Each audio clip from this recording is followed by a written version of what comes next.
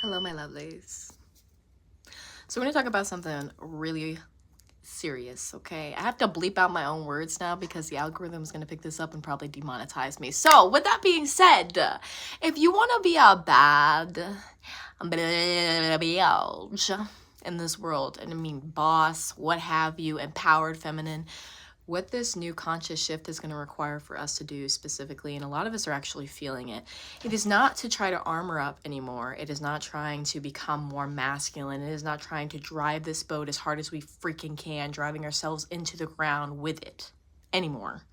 The pendulum swing that we had after we came out of the Industrial Revolution, all the wars, world wars that we've done, has made it so we've had to take on roles that we never really wanted to take on, but we needed a sense of empowerment. And for where that was at in our history, that was a solution, a short-term solution for a lot of the dysfunction we were in. Not necessarily the best one, but a solution in a sense of getting the level of empowerment and the feminine energy a little bit higher and a little bit higher, etc.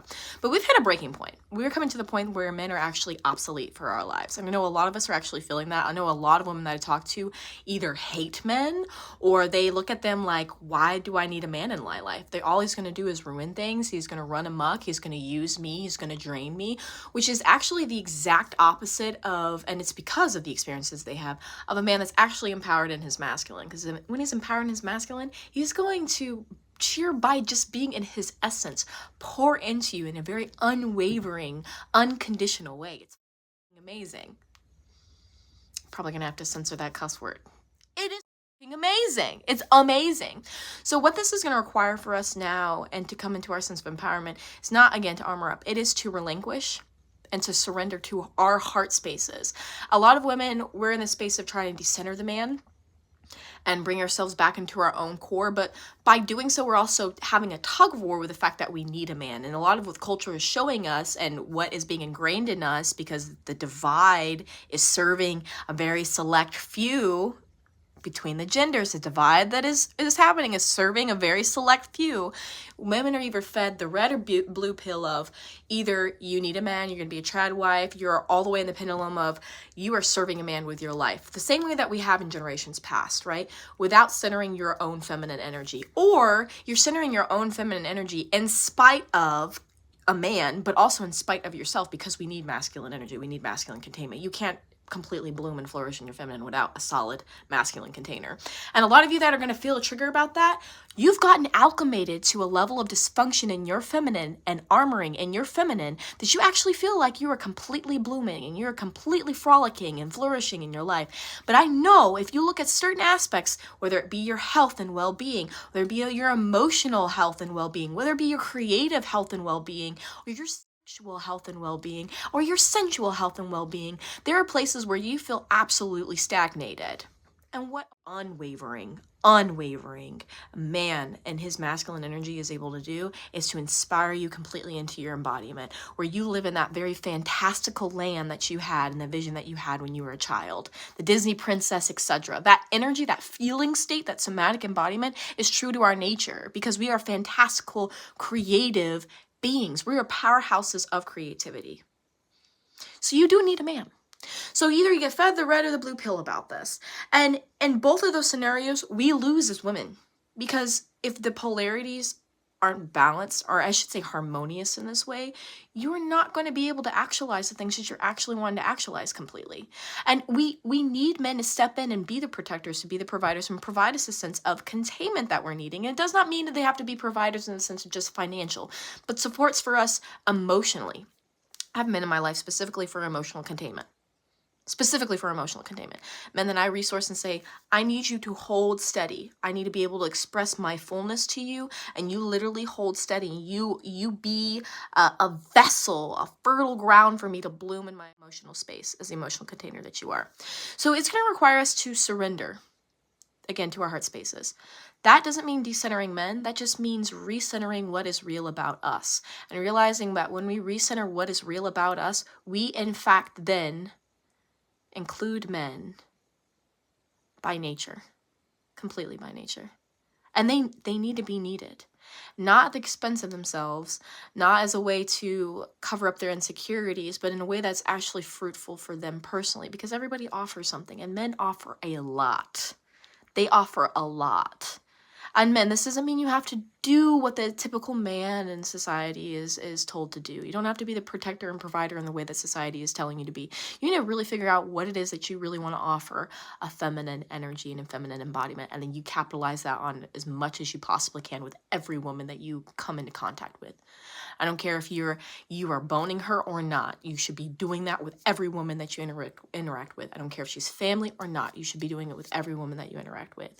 So this shift is going to require women to surrender, to have extremely firm boundaries. That's the other part as well too.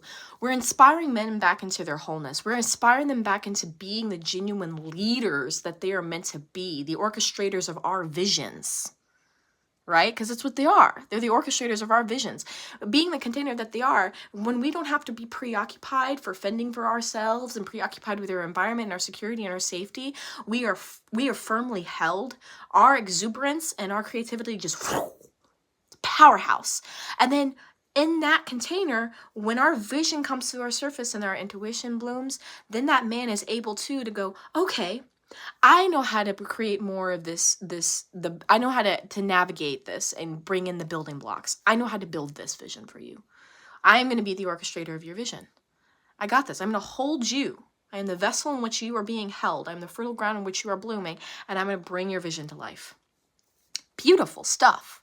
Beautiful, beautiful, beautiful, beautiful, beautiful, beautiful stuff. And they do it already for us. Men already do that. They build cities. They do all that they do actually for us. They are trying to bring the vision of what we and society keeps telling them is actually a man into fruition so that they can have us. So they can love us. Not just in a possessive way. And really not in a possessive, positive ownership. So they can love us and enjoy us and our exuberance. So setting these firm boundaries with them is pivotal. It's pivotal in the impact. It's pivotal in the path forward. It is absolutely necessary. We have to have firm boundaries with what our heart needs, which means we also have to see the parts of us that are stuck in victim mentality, the parts of us that are still people pleasers, the parts of us that are still placating, parts of us that are still terrified beyond belief, that are just quivering and are begging for somebody to step in and take control of everything, for a safe place to relinquish, for a safe place to be seen in our fear, first and foremost. Requires that we actually see those very vulnerable, raw aspects of ourselves as women. And that too, in turn, when we are centering ourselves in that way, advocating for ourselves, we are now then looking into that stagnation that we have. Which every woman, pretty much every woman, unless you're really putting so much energy, and I mean day in and day out, and to consciously keeping your focus on, I gotta embody as a woman, I gotta embody as a woman, I gotta embody as a woman, and you've got the masculine counterpart that's coming in and really holding a firm space around you, it is hard to not be stagnated in some kind of way as a woman in this world, because everything is against us being in our femininity. We don't actually feel safe. We are terrified beyond belief. Again, terrified beyond belief. Everything is against us being in our feminine energy. Absolutely everything. So there's a certain level of stagnation. And once you recollect yourself, bring yourself back to your vulnerable, raw core, you're able to actually process and go through that stuff. And then in turn, seeing those parts of yourself, validating that, and then attracting more of those situations that are in alignment with the better, right? The more integrated spaces of you allows more space for a genuine masculine to hold you. And then in turn, because of his masculine energy, you are then bolstered more in your feminine and you can bloom more. And then it attracts more of that masculine wholeness. And it attracts more of this feminine wholeness and more of this masculine wholeness and more of this feminine wholeness and more of this and that's where this melding comes into play, where we are harmonizing, we're holding one another up in this beautiful, interconnected intertwining of energy and polarity. So this is some serious stuff. You need a man. Stop it. And this doesn't mean that just because you admit that you need a man doesn't mean that you have to give up everything that you've created. Dichotomy. You don't have to give up anything. It's just including more for the betterment of who you are personally. It's just adding to your life satisfaction. And there'll come points where you have to start relinquishing things that aren't actually serving you, habits, limiting beliefs, etc., so that you can include more things. Because as a woman, we're receptive. Even if you're not choosing your receptivity, you're not really aware of it, you're receiving still. You're still in a state of receptivity. So you're filling up, I want to say cauldron. You're filling up your cauldron, right? Because there's an inherent magic in feminine energy, regardless if you feel like you're in touch with it or not as a woman. You're filling up this cauldron, and it's going to come a point where if you want to add more, you're going to have to start taking some stuff out that pot. And you have to start, okay, let me look at it.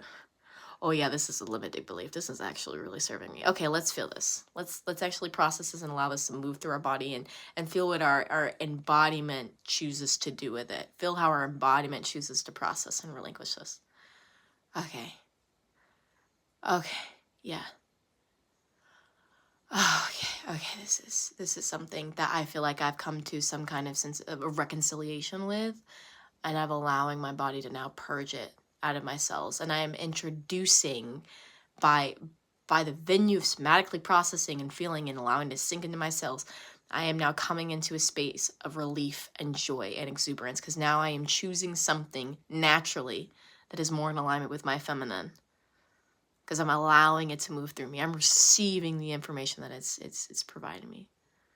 Okay, naturally something else comes and it gets introduced into your embodiment, and it will come out of you. It'll be inspired within you. It will aspire from within you. It'll perspire from within you. And then you'll have more space to introduce more of what's more in alignment with you. And they go hand in hand. Like genuine feminine energy and us choosing ourselves does also mean genuine polarity with the masculine. Like they are literally one and the same. This is literally one and the same. It's so one and the same. We'll break down more of what that looks like in genuine situations, like genuine interactions in your day-to-day. They're one and the same. Keep that in mind.